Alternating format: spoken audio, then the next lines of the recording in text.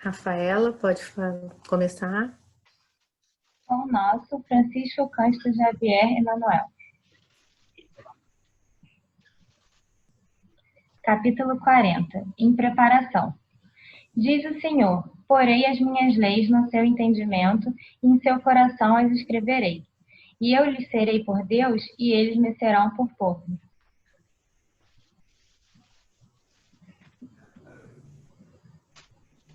Traduziremos o Evangelho em todas as línguas, em todas as culturas, exaltando-lhe a grandeza, destacando-lhe a sublimidade, semeando-lhe a poesia, comentando-lhe a verdade. Interpretando-lhes as lições, impondo-nos ao raciocínio, aprimorando o coração e reformando a inteligência, renovando leis, aperfeiçoando costumes e aclarando caminhos. Mas virá o momento em que a boa nova deve ser impressa em nós mesmos, nos repolhos da mente, nos recessos do peito, através das palavras e das ações, dos princípios e ideais. Uma coisinha que eu não tô dando fome agora. Mas... Não fala. Não é possível. É só... Você deve ter levado tudo pra lá.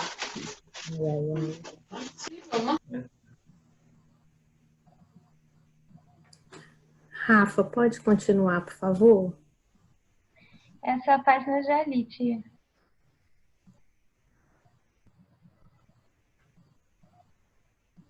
Porque, em verdade, se o céu nos permite espalhar-lhe a divina mensagem no mundo, um dia exigirá nos convertamos em traduções vivas do Evangelho na Terra. Dona Mira? E assim, Senhor, com essas palavras de Emmanuel, onde fala da boa nova, né? Vamos elevar nossos pensamentos ao Mestre amado, Jesus, irmão, amigo de todas as horas. Vamos também elevar nosso pensamento à nossa irmã Mãe Meire e agradecer por este dia, por esta hora, por esta reunião fraterna, onde todos os corações, mentes estão reunidos num só pensamento, de agradecer por mais um dia de vida e saúde na Terra. Diante de tanta doença, de tanta dor, de tanto sofrimento, agradecemos a Deus por passarmos por este momento em equilíbrio, em segurança, pedindo a Ele que nos dê a paz e a saúde necessária para passar por tudo isso. E que venha a boa nova. E que venha a regeneração. Agradecemos a Deus por este momento, por nosso irmão Paulo, que vai nos brindar hoje, né, fazendo essa palestra, pedindo aos bons espíritos que ilumine o seu coração, o seu pensamento, para que possamos, quando acabar esta reunião, sairmos mais instruídos do que quando aqui chegamos. Obrigado, Senhor, por este dia, por este momento e por essa união de todos nós. Que assim seja, te damos graças a Deus. Muito obrigada, Dona Nira, Rafaela. Então, meus amigos, hoje é com prazer enorme que nós vamos receber o Paulo Eduardo, nosso amigo querido lá da Fundação Bezerra de Menezes, do Perequê. Paulo, todo ano, né, se disponibiliza a estar uma vez por ano conosco fisicamente, né, e é uma viagem para ele chegar até o Camorim, e ele sempre firme ali conosco. E aceitou também mais esse convite para estar comemorando com a gente. O Paulo hoje, o tema dele é o mito da caverna de Platão, ele vai trazer essas reflexões para todos nós. Paulo, a palavra é sua. Obrigado, Márcio. Primeiro queria agradecer a todos vocês por esse gentil convite, né, que todo ano vocês repetem, né? Mostra que vocês são persistentes, né? Não desiste fácil, né? Eu fico muito feliz e muita vontade de estar com vocês, né? Não sei se é um pouco de pretensão da minha parte, mas eu me sinto muito em casa quando eu estou com vocês. E é sempre um prazer, né? Não é viagem, né? Para mim é um passeio, é um momento de muita alegria, né? De muita felicidade. Então agradeço a Deus por todos esses anos que Ele permitiu que eu tivesse com vocês e a vocês que sempre fizeram esse gentil convite para a gente, né? E que nem a gente estava falando antes de começarmos, né? Já faz um tempinho, eu lembro da casa do Meimei, né? Ali no tijolo bruto, sem nenhum embolso ainda, bem no início, vocês sempre com a mesma alegria, com a mesma garra, com a mesma felicidade. E agora a gente chega lá, vê a obra que está lá, né? Com tanto amor, com tanto carinho. E isso justifica, né? Todo o apoio que a espiritualidade deu para vocês e que vai continuar dando, né? Deu até agora nesses 30 anos. Fico muito contente de estar fazendo parte mais uma vez das comemorações da casa. Parabéns a todos vocês. Nunca perco essa alegria, nunca perco essa empolgação, né? E esse amor que vocês têm um pelos outros e por todos aqueles que batem a porta dessa casa, né? Eu fico muito contente de ter essa oportunidade de estar com vocês. E que seja, né, esses 30 anos o início de muitos outros 30 anos. Já tive a oportunidade, né? Esse ano eu vou quebrar duas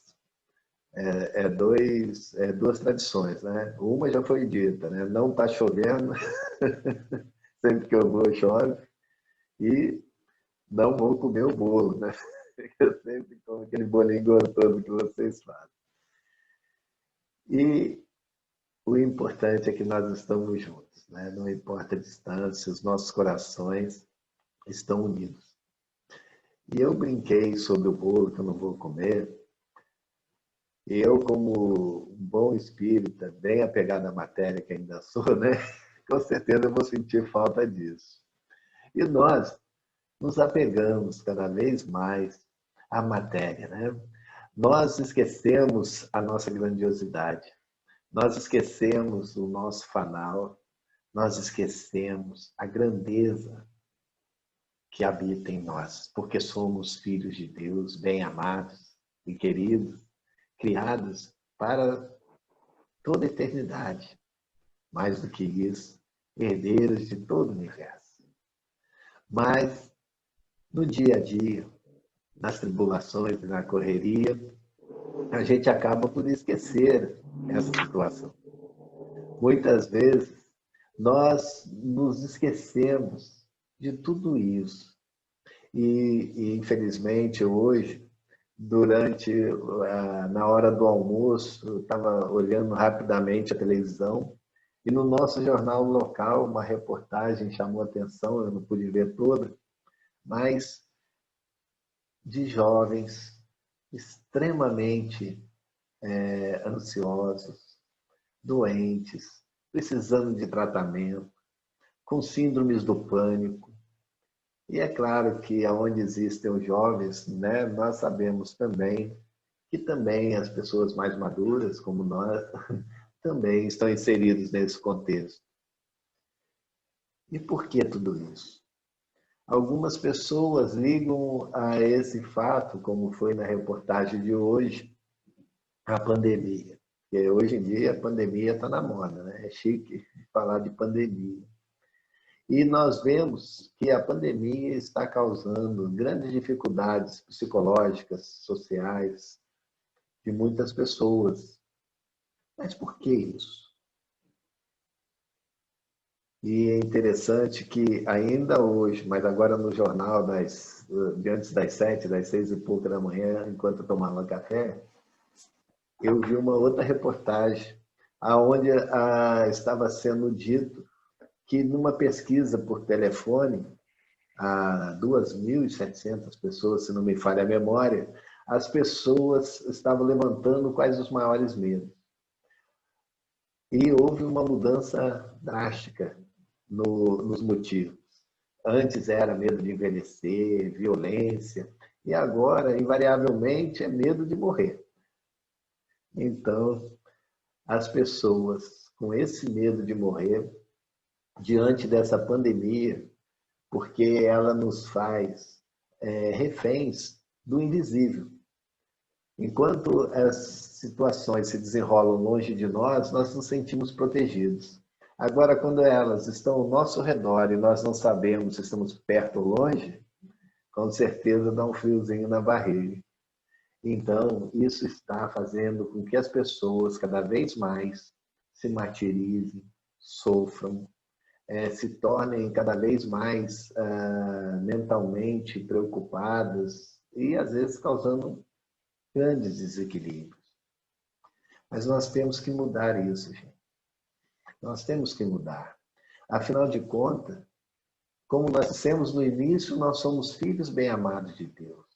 Temos um Pai que cuida e vela por nós e devemos depositar nele toda a nossa confiança. É claro que não vamos quebrar nenhuma regra de saúde, não vamos nos expor, não vamos facilitar com que a doença chegue até nós, mas é importante e necessário que nós aprendamos a confiar em Deus e a conviver com esta situação. É interessante como esquecemos facilmente que no universo de amor criado por Deus, o acaso não existe. E nós tentamos evitar, às vezes, o inevitável, porque as leis de Deus são justas, elas são precisas e têm como objetivo somente o nosso crescimento e o nosso adiantamento. Essa postura diante da vida é muito importante para todos nós. Na Revista Espírita de 1865, no mês de novembro, tem um fato interessante que Kardec narra. Ele conta para nós a respeito da maior pandemia que teve no século XIX, onde foi o maior número de mortes naquele século. Foi uma pandemia de cólera que começou na Ásia, se espalhou pela Europa e África. E é interessante, na narrativa de Kardec, que ele expõe uma carta de uma pessoa de Constantinopla.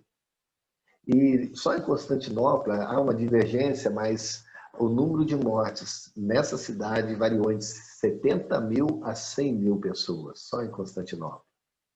E então, este homem escrevia a Kardec dizendo que os adeptos da doutrina espírita estavam causando espanto naquela cidade. E o motivo desse espanto que ocorria na cidade era que os espíritas, em sua grande maioria, segundo ele, eram, de alguma forma, imunes à doença. E quando ficavam doentes, conseguiam uma recuperação bem aceitável. É claro que teve óbitos entre os espíritas também, mas numa proporção muito menor, numa situação que chamou a atenção. E começou-se a dizer que, então, ser espírita protegia as pessoas da doença. E isso foi narrado a Kardec.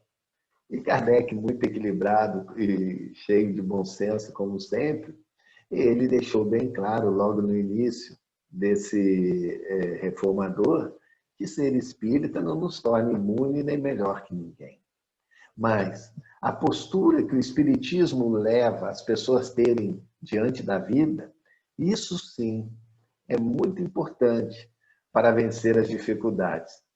Porque nós sabemos hoje, mais do que nunca, que o nosso estado emocional, o nosso psiquismo, ele influencia diretamente no nosso sistema imunológico, no nosso sistema endócrino, fazendo com que sejamos mais ou menos resistentes a qualquer ataque ao nosso organismo.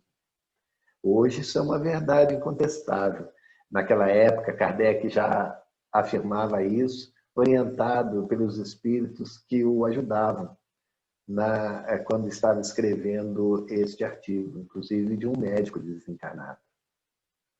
Então, Kardec fala que a postura otimista, a postura de confiança que os espíritas que já assimilaram a doutrina realmente possuem diante das adversidades, dava a eles forças mentais, psíquicas e orgânicas para passar de uma maneira melhor através dessa situação.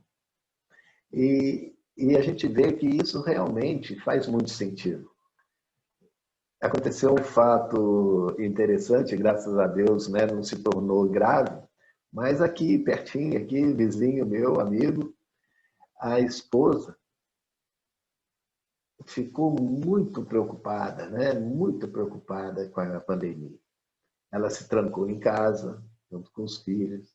O esposo, como ele trabalha comigo, né, então ele deixou de ir almoçar em casa, ia para casa só ao final do expediente, tomava o banho no lado de fora, entrava com uma roupa limpa, totalmente trocada, todos os protocolos que devem ser seguidos, ele levava à risca. E assim estava ela. E ela não abria a casa. E aconteceu um fato interessante, que aí o jardineiro deles, né, não pôde ir, e eles, por telefone, chamaram outro jardineiro. E falaram, ó, você me dá conta que depois que você cortar a grama, eu deposito. E então o jardineiro foi até a casa dela. Tal. Ela não abriu a porta, né? Mas ela ouviu o jardineiro trabalhando, cortando grama, tudo. O jardineiro chegou. E o meu amigo já tinha falado que ela não ia abrir a porta nem nada, que ele acabou de cortar, era só falar que ele transferiu o dinheiro. E assim, quando acabou de cortar, o rapaz passou mensagem para esse meu amigo, olha, acabei a grama. Ele confirmou o zap com a esposa, falou, eu não vi e tal, mas olha, eu escutei ele cortando a grama, inclusive gostei, o equipamento dele é bem melhor do que do rapaz que corta pra gente, porque não incomodou tanto, foi um som que não foi muito alto, gostei muito. Quando você chegar, você olha. Então, esse meu amigo pagou, fez o depósito para o jardineiro, e no final do expediente, quando ele chegou em casa, ele olhou o jardim dele, a grama estava alta como nunca. Né? Ele não entendeu, e depois que ficou claro, mal entendido, que como a moça não abriu a porta de jeito nenhum, nem a janela, e o jardineiro era a primeira vez, ele cortou a grama do vizinho. O vizinho ficou bem contente, depois eles fizeram um acerto lá e se arrumaram, né? A gente ri, mas foi verdade. Agora, semana passada, quem foi testado positivo? A esposa do meu amigo. Não saiu de casa, não abriu a porta, não abriu a janela. Ela, graças a Deus, não teve nenhuma complicação, o paladar já voltou, o fato também, que foi a única coisa que ela sentiu. Está bem, graças a Deus. Mas vejam só, né? Com toda essa preocupação, com todo esse cuidado, mas com psiquismo totalmente amedrontado e desequilibrado, sabe-se lá como, teve contato com o vírus e desenvolveu a doença. Esse grande medo que está assolando o nosso planeta é exatamente, gente, um apego à matéria. O medo da morte. E aí a doutrina espírita tem todos os recursos para nos ajudar. Mas por que nós temos tanto medo da morte? Eu estou falando aqui como se a morte para mim fosse a melhor coisa do mundo. E não é. Né? Se perguntarem se eu quero ir hoje, eu peço para ficar mais uns diazinhos aí, mais uns meses. Né? Então, gente, por que esse medo? Por que essa aversão tão grande de uma lei divina que veio de um Pai que nós acreditamos ser justo, bondoso, magnânimo, que cuida de nós? E nós continuamos, todo mundo quer ir para o céu, mas ninguém quer morrer para ir. E aí, pensando sobre isso, nós tivemos contato no livro A República, de Platão, uma parte que é conhecida como o mito da caverna. Algumas pessoas não gostam de chamar de mito, mas o nome é mito, e vendo em grego, mitos vem de mitos, que é uma narrativa de caráter simbólico e utilizando imagens para fixação. Porque hoje em dia a gente acha que mito é uma coisa, é fantasia, a gente confunde o mito com uma opção de coisa. Mas mito da caverna é simplesmente uma narrativa com caráter muito simbólico e com imagens para o nosso aprendizado. Então eu vou tentar descrever para vocês o que Platão nos traz. Ele diz o seguinte: imagine que existia uma caverna. E essa caverna era bem funda. E para chegar nela, a descida era bem escarpada. Dentro dessa caverna, já no fundo dela, era como se existisse naturalmente duas salas, divididas por um muro no meio, aonde algumas pessoas ficavam andando no lado mais externo e outras pessoas estavam desde sempre acorrentados e presos do outro lado desse muro, olhando de frente para o fim da caverna. Entre esse muro e o fim da caverna existia uma fogueira. E as pessoas que estavam do outro lado só tinham visão da parede final da caverna. As pessoas que estavam do lado contrário do muro andavam de um lado para o outro. E, em função dessa fogueira que estava acesa, as suas sombras, os objetos que levavam na mão, as conversas que eles desenvolviam entre eles, isso tudo chegava ao outro lado.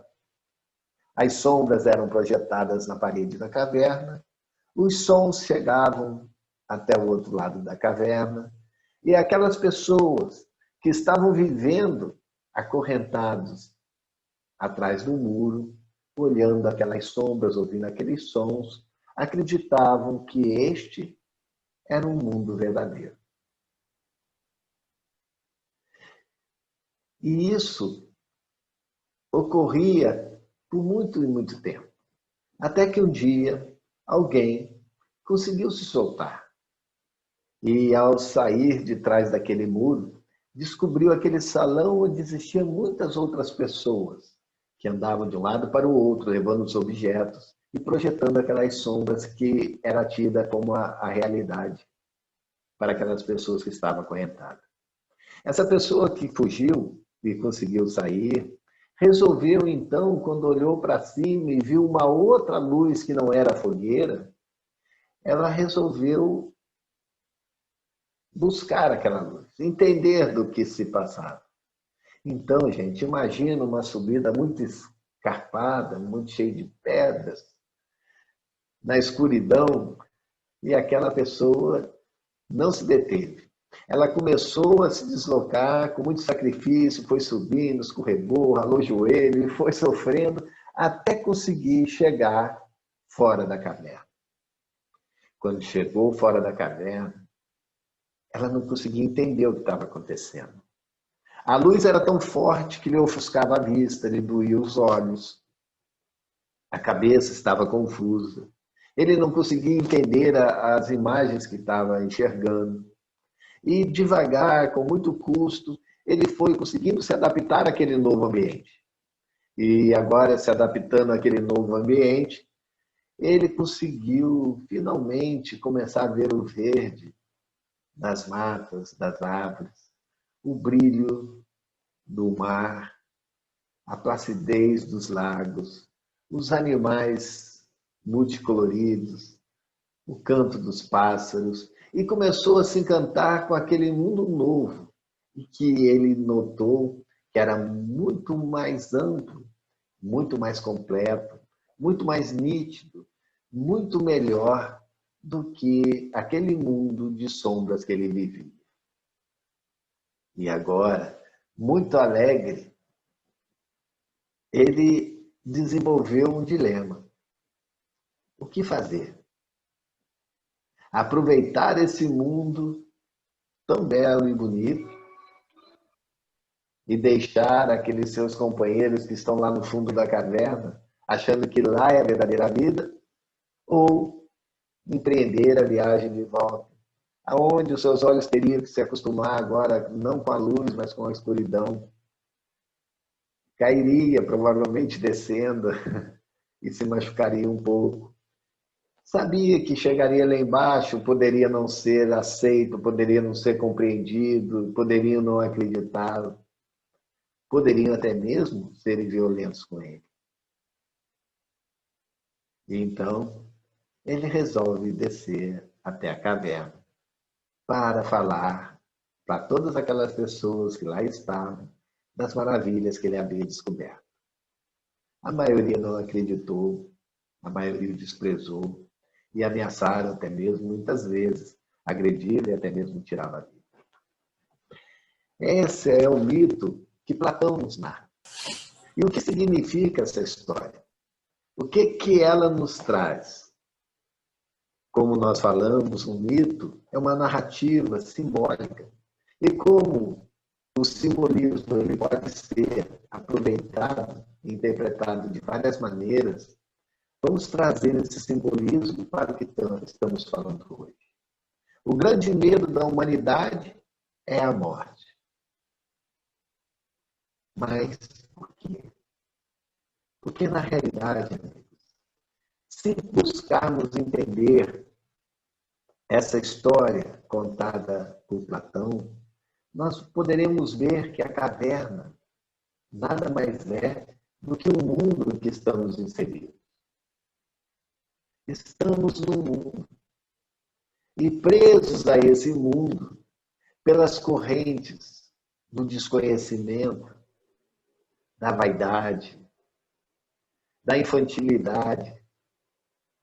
Nós, presos a esse mundo, vivemos então as sombras que são produzidas pelas chamas da fogueira das nossas vaidades, das nossas paixões, dos nossos orgulhos. Estamos tão absorvidos pelas sombras que nos são projetadas que nos esquecemos que aquilo é só sombra. E passamos a tomar essas sombras como se fosse a realidade. Nos esquecendo que isso é só um teatro. E o teatro é uma imitação imperfeita da realidade. Não é à toa que a espiritualidade maior nos diz que a Terra é uma pálida cópia da espiritualidade. Mas como é difícil para nós entendermos e acreditarmos realmente nessas afirmativas.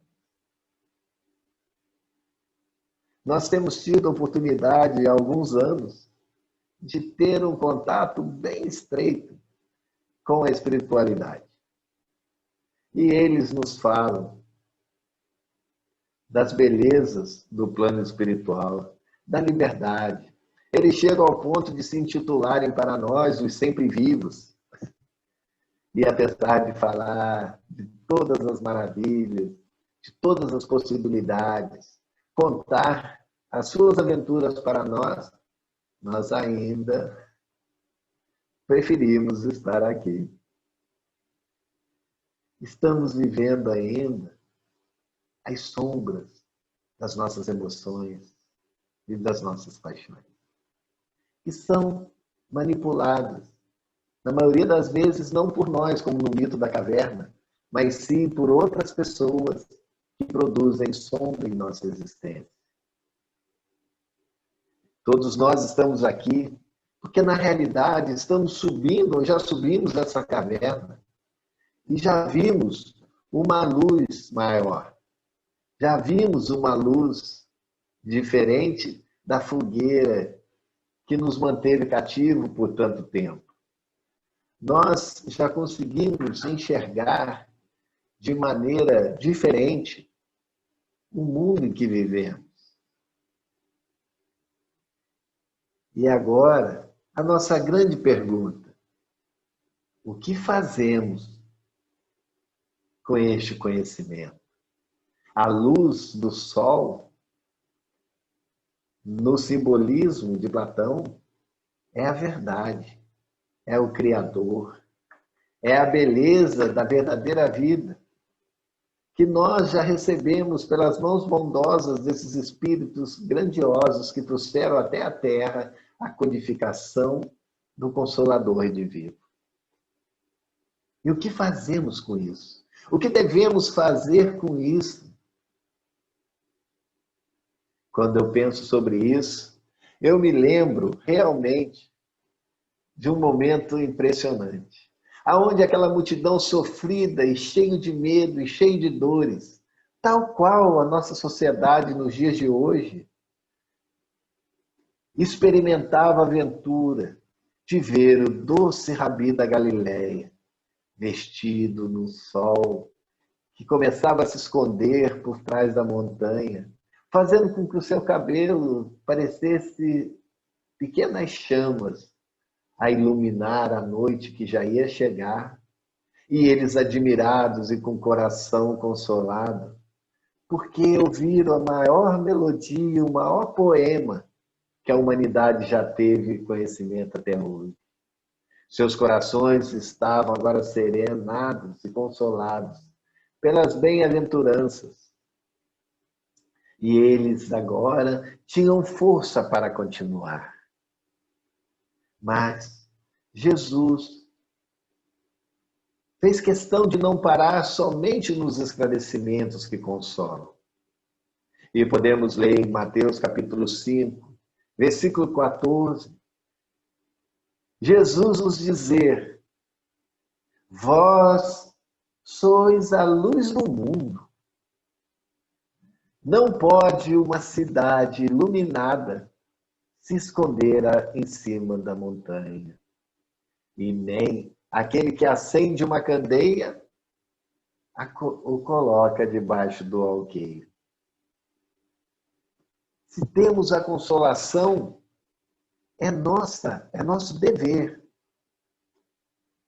levarmos a luz do entendimento àqueles que ainda não chegaram a ter essa oportunidade.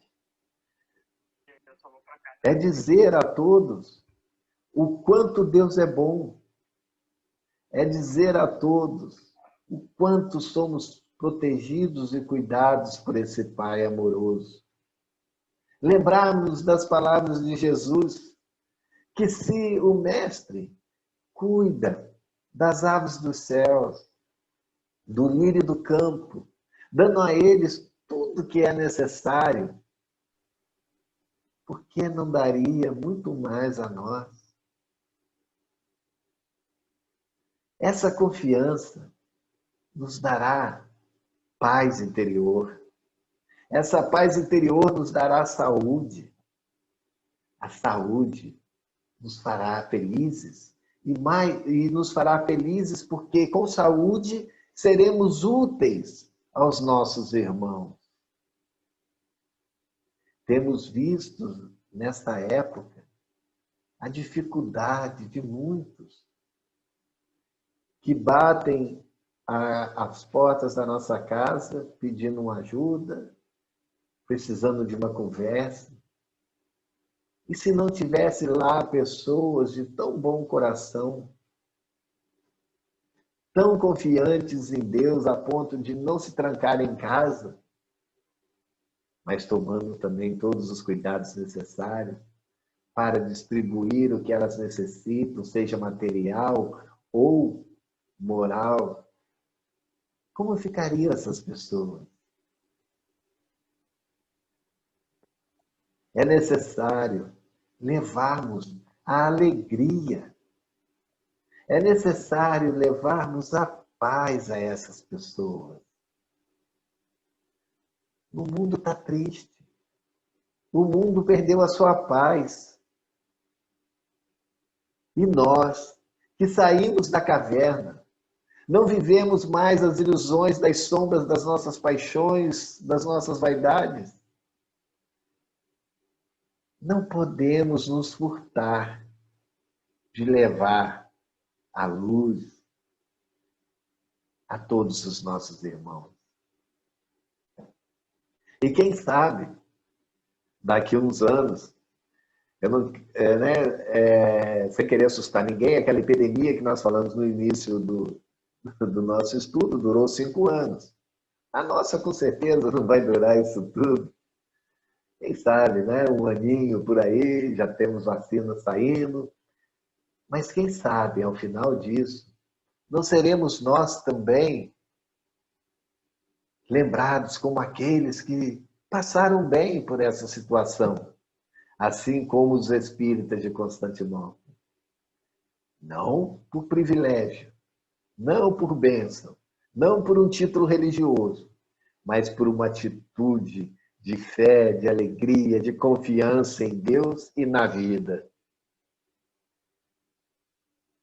O mundo já está sofrendo bastante. E nós temos o dever, e temos mais do que dever, porque o dever todos têm, mas nós já temos o entendimento e a capacidade para fazermos diferente. Ah, mas o que eu vou fazer sozinho? Todo mundo é contra isso, todo mundo fala ao contrário, ninguém acredita em mim, o que eu posso fazer? O que nós devemos fazer é não cair num velho erro. Nós crescemos sempre ouvindo que a voz do povo é a voz de Deus. Que a voz do povo está com a razão. Vamos parar e pensar um pouquinho. Será que é o povo que muda a terra mesmo? Ou é a ação destemida daqueles que acreditam na verdade que conheceram? Todo mundo, até pouco tempo atrás, na Idade Média, dizia que a Terra era plana. Galileu, Copérnico, os únicos, batiam o pé que não. Todo mundo achava, há mais de 2000 anos atrás, que Deus poderia ser comprado por oferendas, que Deus era vingativo, que Deus era o Senhor da guerra. E uma pessoa nos ensinou que Deus é amor, que Deus é Pai, que não se barganha com as coisas divinas. A Índia inteira passava por dificuldades do abandono dos desvalidos naquela região. E uma só pessoa conseguiu unir o mundo inteiro para cuidar daquelas pessoas. Aquela pequenina madre fez toda a diferença. Quantos e quantos corações cheios de dor e luto e pesar por não entenderem a morte, tiveram a consolação e o esclarecimento, porque um Chico, um Cisco, como ele dizia, tomou em suas mãos um lápis e trouxe a ele o seu esclarecimento. As grandes mudanças no mundo, gente, não nos enganemos, não são coletivas, são frutos do trabalho individual, persistente e confiante de poucos ainda. Então é hora de nós darmos a nossa contribuição. Já saímos da caverna, já estamos olhando de maneira um pouco mais confiante à luz. Vamos repartir isso. Vamos levar a paz, vamos levar a alegria, vamos levar a saúde, principalmente mental, psíquica, aos nossos irmãos. Vamos falar para eles das maravilhas do céu. Não aquele céu imaginário, mas o céu real, que é a consciência tranquila, que é o convívio com os entes queridos, que é a possibilidade de estar sempre em contato, estando no plano físico ou extrafísico, com aqueles que amamos.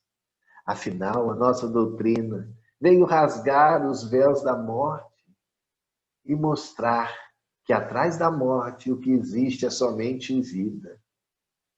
Eu entendo agora o que esses espíritos que com tanto carinho têm convivido conosco nesses últimos anos nos dizem, se intitulando, auto-intitulando os sempre vivos.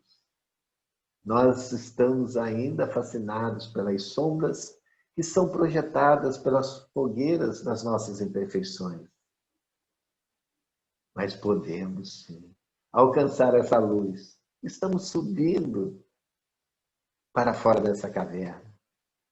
E com certeza o mundo será ainda mais bonito se nós não estivermos só nesse mundo que estamos descobrindo.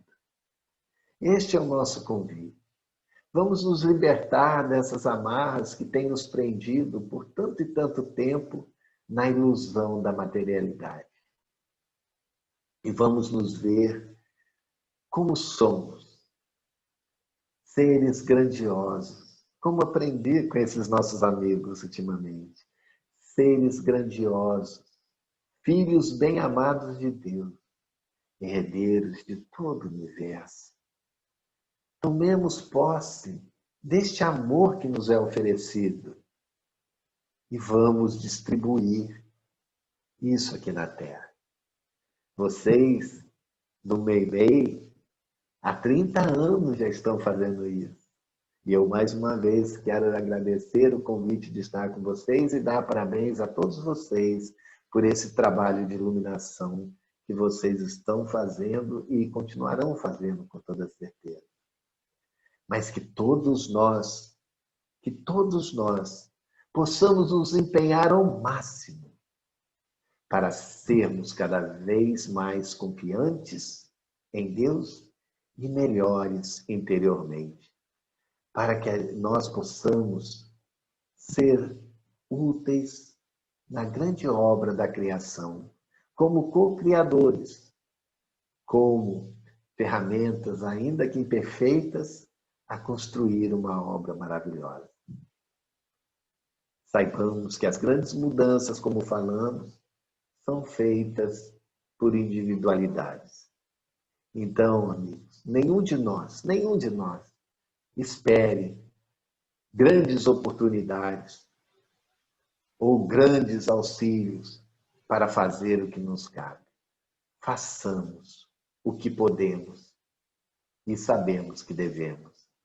E se nós não pudermos ser um pinheiro no topo da colina, que sejamos um arbusto no vale, mas que seja um arbusto verde à margem de um regato, que há de acolher aquele que está cansado e buscando um abrigo de longa jornada. Sejamos até mesmo um ramo, se não pudermos ser uma árvore.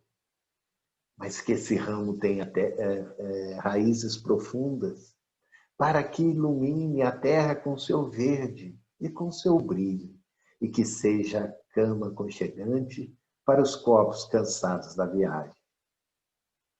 Mas se ainda não pudermos ser um ramo, sejamos a relva, e que dê alegria e beleza a algum caminho percorrido por nossos irmãos. Ah, se nós não pudermos ser um perfume raro, sejamos apenas, então, uma simples flor, uma tília, e que essa tília, mais cheia de vida do lago, possa encantar quem lá estiver. É necessário entendermos que nem todos podem ser capitães, mas todos nós somos tripulação. Há alguma coisa para todos nós aqui. Ninguém está aqui à toa, a passeio ou por acaso. Há sempre alguma coisa para todos nós. Há grandes obras e outras obras menores. Mas não importa. O que tivermos que fazer, que façamos com amor. A próxima tarefa é que devemos sempre buscar empreender. Se nós não pudermos ser uma estrada para conduzir uma multidão, que sejamos somente uma senda a conduzir aqueles que nos são caros ao coração. Ah, se eu não puder ser o sol, sejamos uma estrela, pequenina que seja, porque não é pelo tamanho que nós teremos êxito ou fracasso. O que importa é que façamos brilhar na escuridão dos dias e da terra a esperança daqueles que estão a chorar. Mas o mais importante é que sejamos o melhor que pudermos ser, independente do que somos. Com isso, nós levaremos a luz aos nossos irmãos. Iluminaremos o nosso interior, sabendo que aquele que ilumina a si mesmo, ilumina em primeiro lugar o seu próprio caminho. Nada de medo, muita alegria, muita felicidade. Outros 30 anos o esperam, para bem além da eternidade. Trabalhe com muita alegria, com o mesmo prazer de sempre, porque o sorriso que nos recebe toda vez que passamos por essas portas serena o nosso coração e nos dá esperança diante da provação. Que Meilei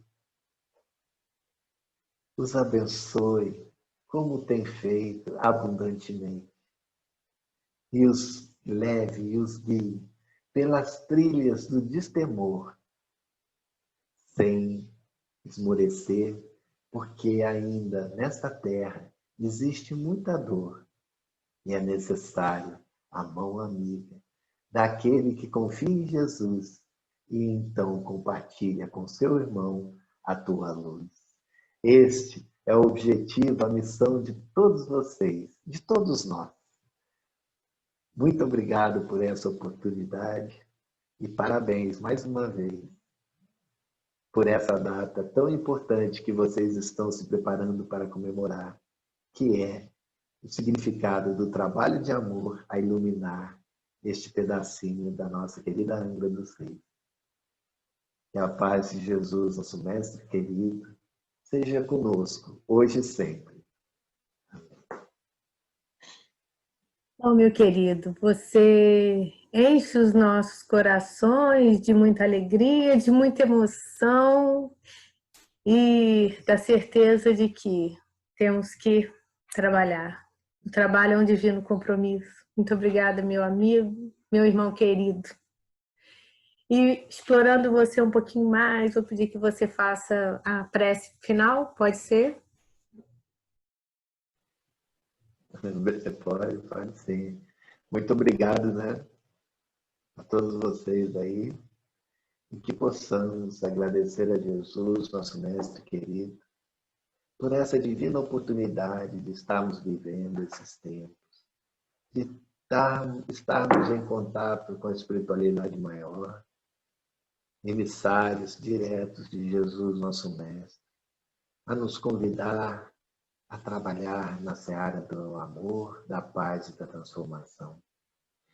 Que possamos ter forte em nossos corações sempre a certeza de que dias melhores estão logo adiante e que o amor que distribuímos pelo caminho há de ser para nós proteção em nossa caminhada.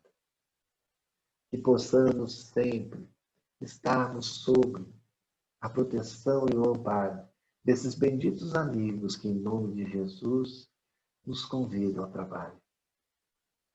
Permita, mestre querido, que possamos a cada dia vencer as nossas imperfeições na luta silenciosa e pessoal, íntima e invisível, porque amanhã queremos ser melhores do que somos hoje. Mas não deixe que essa nossa caminhada seja solitária. Que possamos dar as mãos a todos aqueles que encontrarmos pelo caminho, para que possamos, juntos, vencermos com mais facilidade as dificuldades que, porventura, tivermos que passar. Mas seja qual for a situação, Jesus, sabemos que temos a Ti, amigo inseparável de todas as horas, que nos cuida, que nos protege e que nos conduz.